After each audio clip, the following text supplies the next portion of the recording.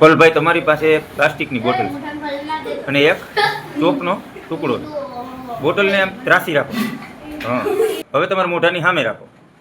હા, એમ નહીં. હવે તમારે આ ચોકનો ટુકડો છે એ બોટલના મોઢા પાસે રાખો અને તમારે ફૂંક મારી અને એ ટુકડો અંદર નાખવાનો છે.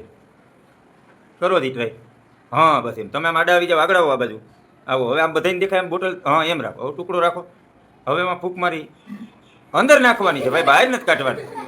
બોટલ સીધી જ રાખવાની અને એવી તાકાતથી ફૂંક મારો કે અંદર જ જવું જોઈએ. માર એ ખોટું રહે. તમને યાર અંદર નાખવાનું કીધું. એમ ત્રાહી રાખીને ફૂંક મારીને જ નાખવાનું.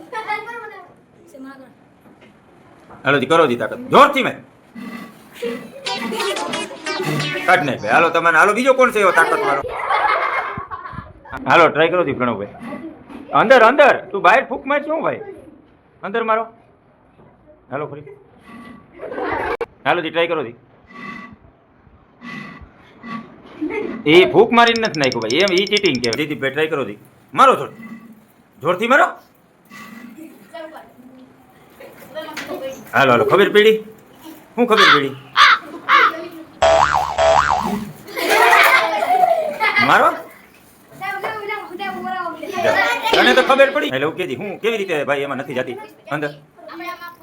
હા,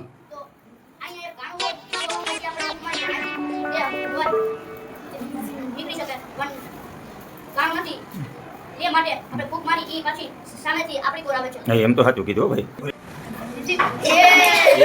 એમણમ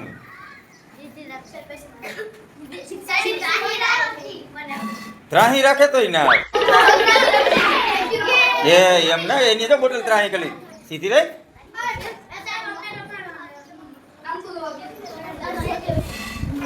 જો એની જો હવે શીખી ગયો.